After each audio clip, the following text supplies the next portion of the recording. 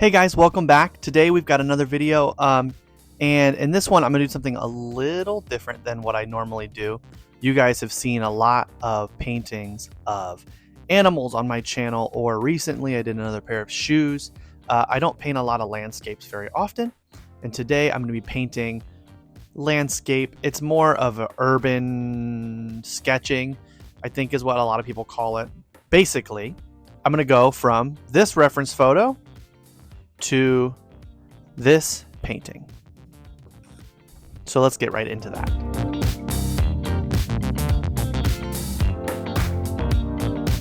So I went ahead and drew this off camera like I normally do, just to get that part out of the way. When I do something like this where I'm going to ink everything, it seems a little dumb of me to draw the whole thing in pencil and then draw the whole thing in ink on video. It's a little redundant. So we're going to go ahead and ink our drawing now, and you'll see me doing that. Basically, this is pretty much my standard process for inking things.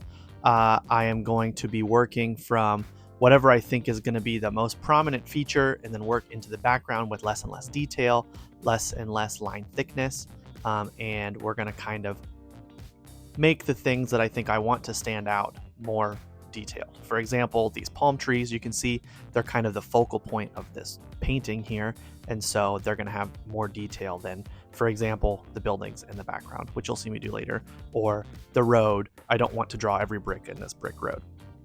So I'm going to go ahead and continue doing this, and then we can move on to the next step.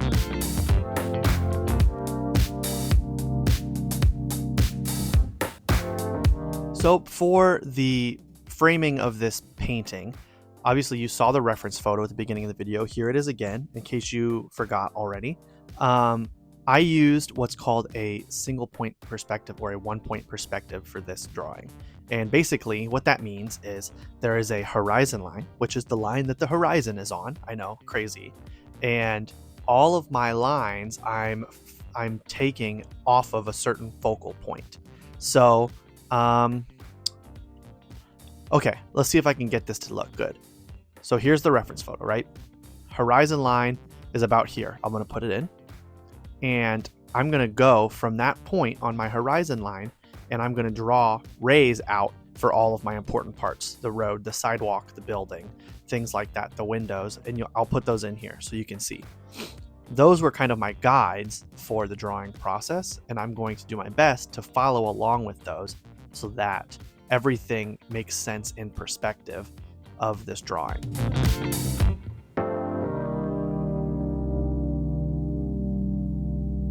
It's also important to me in something like this that it's not all straight lines. So the fact that there are a bunch of palm trees along the road, that's a good thing for me, because if I did everything along that single point perspective, it would look pretty boring.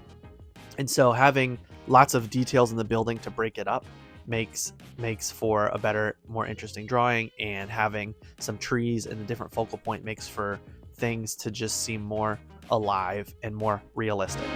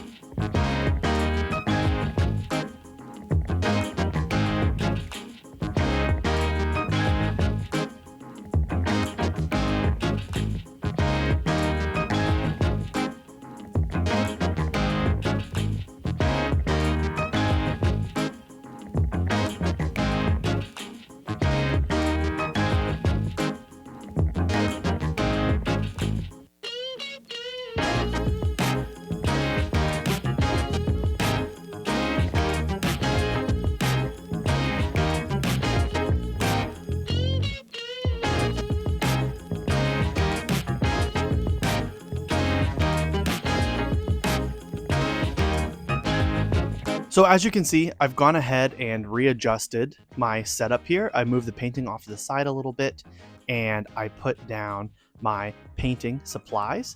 The frame is a little strange here. When I did it, I bumped the camera. Ugh, so sad. And so the whole thing is like skewed a little bit. So I've done my best to get it straightened. So it's a little more zoomed in than I would have liked, but I still think you can see everything that I'm doing here. And speaking of what I'm doing here, let's get into that.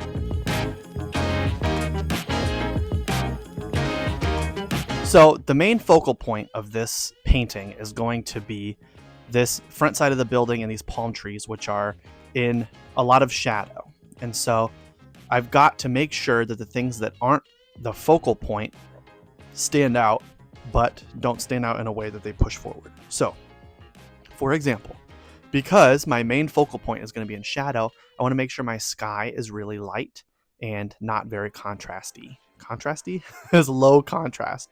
So you can see me coming in here with some nice blue and a little bit of a dark gray for my sky and my clouds, but I am not taking too much contrast or too many really pigmented, really dark colors to this background, to this sky. I want the sky to seem really bright so that my objects in shadow in the foreground stand out a lot better.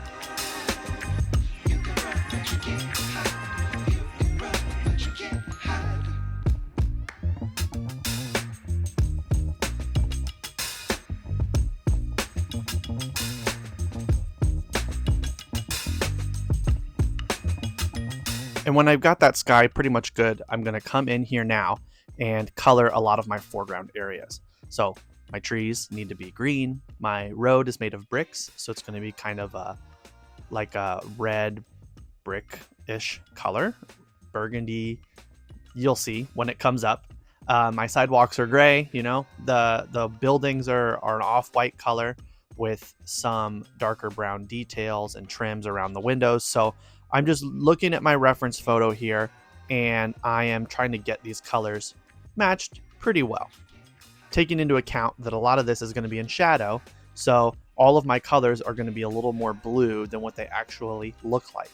And that's something that I can push even further later with wash layers, which is really nice, but for now, I'm going to start in the right direction. So some of my shadow areas of the same building may be a little darker than some of my light areas that would technically be the same color, but one of them is in sun and one of them's not. And so I'm going to make it a point to darken things up a little bit ahead of time, as well as adding some shadows later. So I'll continue to do that, and if I feel like there's anything I need to pop in and tell you, I'll let you know.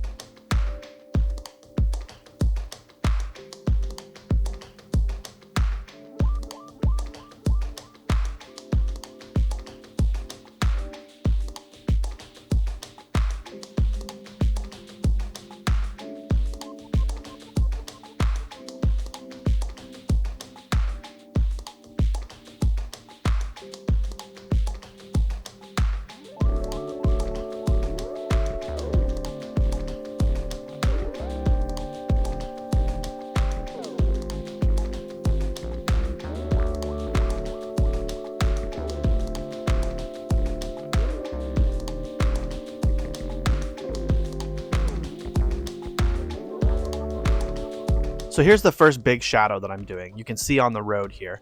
My light source is coming from behind the building that I have in this photo. And so this building is going to be casting a shadow onto the road. And so that's what I'm painting here. I went ahead and took whatever color that I was using for the road, and I darkened it and cooled it down. Typically with a sun that produces kind of a yellowish, whitish light, all shadows are going to be a cooler tone because our sun produces a warm light.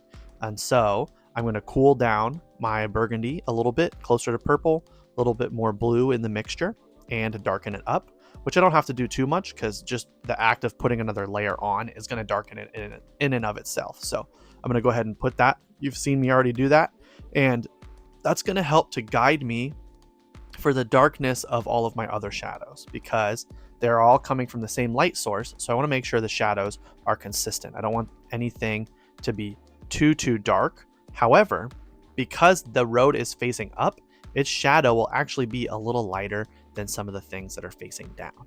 The reason that is because there is some level of refraction of the air. The sky, you notice, is blue because the color blue refracts a little bit more than all the other colors in the sky, and that reflects into our eyes.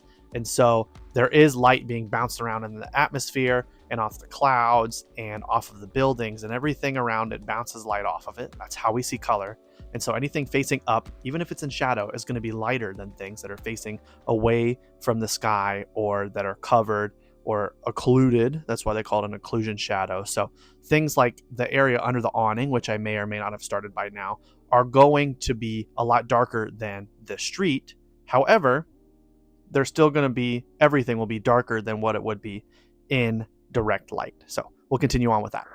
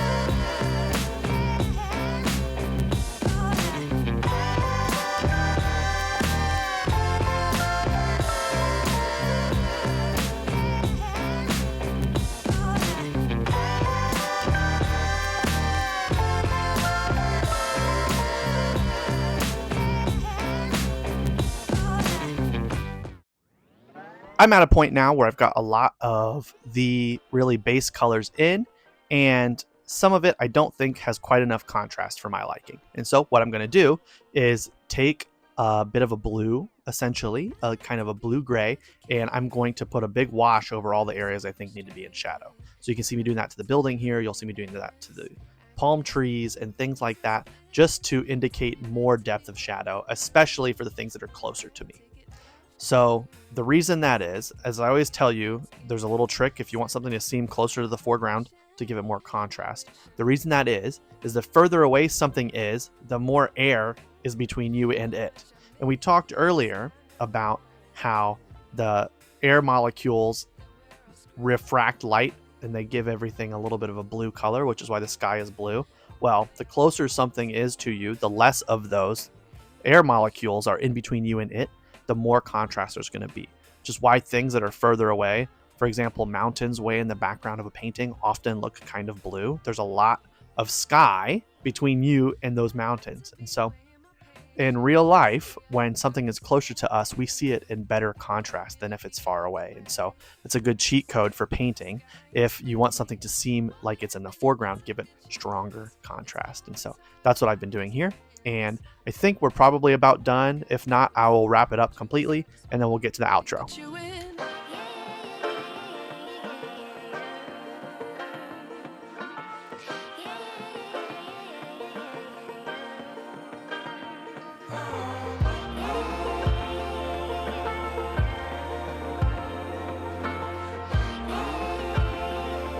All right, so that's going to do it for today's video. I appreciate you guys for watching. Here is our final result. Very happy with this final piece. I think it looks really cool. I actually, on Friday, the week that you're watching this, I think Friday is, I don't know, the 3rd, I think.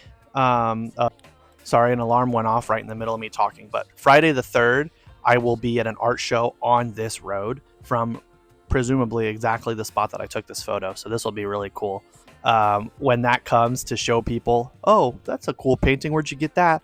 Oh, well, follow me and I'll show you exactly where I was standing when I took the photo. So that's going to be neat. I do have a frame ready for this, but as you guys know, every time I put one of these in a frame, the reflections make it really hard to see. So I'm going to get this up nice and close to you so you can see some of these details.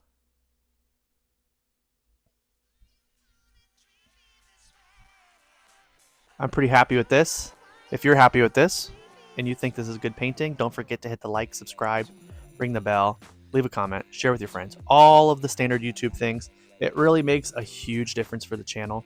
I appreciate all the views I have been getting, and I know you guys really loved the cardinal video that I did where I taught some facts about it. So I'm going to do some more of those coming up. If you know of another bird or another animal that you would like to see me make a video like that about, please feel free, leave a comment, let me know what animals you think are interesting or you would like to learn more of, or you think would be cool to see me paint.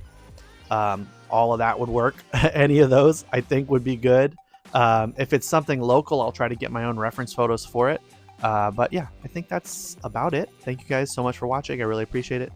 And I'll see you guys in the next one.